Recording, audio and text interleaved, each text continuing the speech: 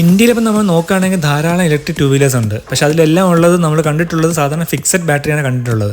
അപ്പോൾ ഇതുവരെ ഒരു പ്രീമിയം വണ്ടിക്കകത്ത് നമുക്കിപ്പോൾ റിമൂവൽ ബാറ്ററി സെറ്റപ്പിൽ വണ്ടി വന്നിട്ടില്ല. അപ്പോൾ ഒരു പുതിയൊരു അപ്ഡേറ്റ് ആയിട്ടാണ് ഓല വന്നിരിക്കുന്നത്. അപ്പോൾ അതിനെക്കുറിച്ചൊരു വീഡിയോ ആണ്. ഹലോ ഫ്രണ്ട്സ്, എല്ലാവർക്കും ജെയിൻ വ്ലോഗ്സിൻ്റെ പുതിയൊരു എപ്പിസോഡിലേക്ക് സ്വാഗതം. ചാനൽ ആദ്യമായിട്ട് കാണുന്ന ആൾക്കാർ ഈ വീഡിയോ കാണുന്നുണ്ടെങ്കിൽ സബ്സ്ക്രൈബ് ചെയ്യുക, സപ്പോർട്ട് ചെയ്യുക. കൂടാതെ നിങ്ങൾക്ക് ഡൗട്ട് ഉണ്ടെങ്കിൽ കമന്റ് ബോക്സ് ഇട്ടാൽ മതി, ഞാൻ ആൻസർ ചെയ്യുന്നതാണ്. അപ്പോൾ നമുക്ക് നേരെ വീഡിയോ ആയിട്ട് പോകാം. ഇപ്പോൾ നമ്മൾ നോക്കുകയാണെങ്കിൽ ഇന്ത്യയിൽ എല്ലാ പ്രീമിയം വണ്ടിക്കകത്ത് നമ്മൾ കണ്ടിട്ടുള്ളത് എല്ലാം ഫിക്സഡ് ബാറ്ററീസ് ആണ്. ഒരു വണ്ടിക്കകത്ത് പോലും റിമൂവൽ ബാറ്ററി സെറ്റപ്പിൽ വണ്ടി വരുന്നില്ല.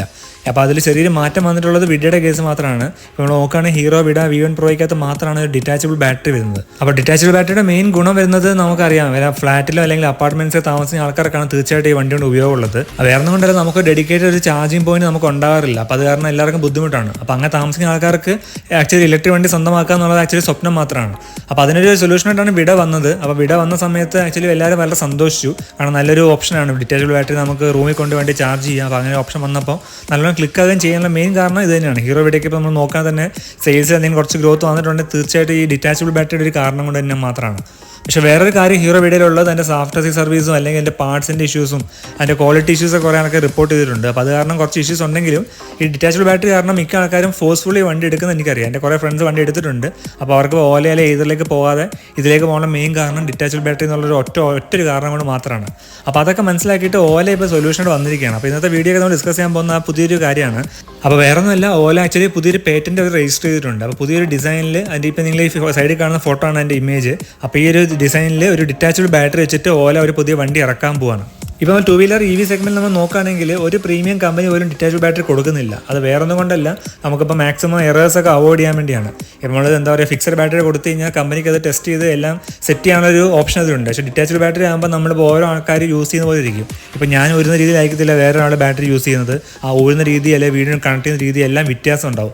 അപ്പോൾ ആ മാറ്റങ്ങൾ വന്നു കഴിയുമ്പം കുറേ ഹസാർഡ്സ് ഇഷ്ടം പോലെ ഒരു ഇഷ്യൂസ് വരാൻ ചാൻസ് ഉണ്ട്, കുറേ മേജർ ഇഷ്യൂസ് വരാൻ ചാൻസ് ഉണ്ട്. അപ്പോൾ ഫയർ ഹസാർഡ്സ് ഉണ്ട്. അപ്പോൾ അങ്ങനെ പല കാരണം കൊണ്ടാണ് വണ്ടി കൊടുക്കാത്തത്. അപ്പോൾ ഈ ഹീറോ വിഡ മാത്രമേ കൊടുത്തിട്ടുണ്ടായിരുന്നുള്ളൂ. അപ്പോൾ ഇനി മുതൽ നിങ്ങൾക്ക് ഓലയുടെ വണ്ടി അങ്ങനെ സ്വന്തമാക്കാൻ പറ്റും. അതായത് ഡിറ്റാച്ചബിൾ ബാറ്ററി വെച്ചുള്ള വണ്ടി നിങ്ങൾക്ക് സ്വന്തമാക്കാൻ പറ്റും. അപ്പോൾ ധാരാളം ആർട്ടിക്കിൾസ് ഇതിനെക്കുറിച്ച് വന്നിട്ടുണ്ട്. അപ്പോൾ എല്ലാത്തിനും ഓലയുടെ കാര്യമാണ് പറഞ്ഞിരുന്നത്. അപ്പോൾ ഓലയുടെ നല്ലൊരു ഡിസൈൻ തോന്നുന്നു കണ്ടിട്ട്. എനിക്ക് പെട്ടെന്ന് ഒരു മോപ്പഡിൻ്റെ രൂപത്തിലാണ് തോന്നുന്നത്. പക്ഷേ ജസ്റ്റ് ഒരു കൺസെപ്റ്റ് മാത്രമാണ്, അത് പേറ്റന്റ് വേണ്ടി മാത്രമാണ് ഒരു ഇമേജ് കാണിച്ചിരുന്നത്. അപ്പോൾ ആക്ച്വൽ വണ്ടി ആകാൻ ചാൻസ് കുറവാണ്. അപ്പോൾ എന്തായാലും കൺഫേംഡ് ന്യൂസ് ഓലയുടെ ഭാഗത്ത് വന്നിട്ടില്ല. പക്ഷേ ഇമേജസ് സത്യമാണ്. കാരണം ധാരാളം ആർട്ടിക്കിൾസ് നമ്മുടെ ഗൂഗിളിൽ പഠിച്ചാൽ നിങ്ങൾക്ക് കിട്ടും. ധാരാളം ആർട്ടിക്കിൾസ് ഇറപ്പുണ്ട്. അപ്പോൾ എല്ലാത്തിനും പറഞ്ഞിട്ടുണ്ട്. അപ്പോൾ അതിൽ കിട്ടുന്ന ഇൻഫർമേഷൻ പറയുകയാണെങ്കിൽ ഓലയുടെ ഒരു മോപ്പഡ് ടൈപ്പ് ഒരു വണ്ടി ആയിരിക്കും. പക്ഷേ അതിൽ വേറൊരു അപ്ഡേറ്റ് ഉള്ളത് അതൊരു B2B എന്താ പറയുക, ബിസിനസ് ടു ബിസിനസ് B2B സെഗ്മെന്റിലാണ് വണ്ടി ആദ്യം ഇറക്കാൻ പോകുന്നത്. ഇപ്പോൾ നമ്മൾ നോക്കുകയാണെങ്കിൽ നമുക്കിപ്പം എന്താ പറയുക, സൊമാറ്റോ ഉണ്ട്, സ്വിഗ്ഗി ഉണ്ട്, അല്ലെങ്കിൽ പിന്നെ കുറേ ഡെലിവറി ആൾക്കാരുണ്ട്. അപ്പോൾ അവരുടെ ഒരു രൂപത്തിൽ ആ ആൾക്കാരൊക്കെ യൂസ് ചെയ്യുന്ന രീതിയിലാണ് വണ്ടി ആദ്യം ഇറക്കാൻ പോകുന്നത്.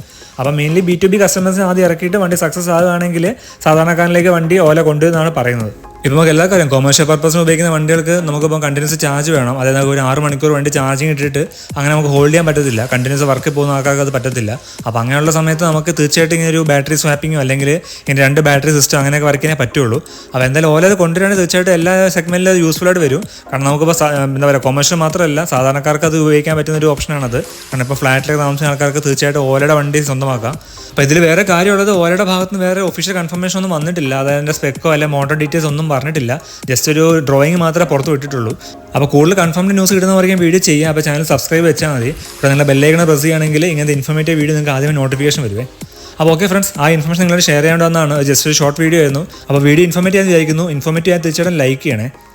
അപ്പോൾ ഓക്കെ ഫ്രണ്ട്സ്, മറ്റേ ഇൻഫോർമേറ്റീവ് വീഡിയോ ആയിട്ട് ഇനിയും കാണാം. Till then Tata, bye bye, have A safe driving, take care.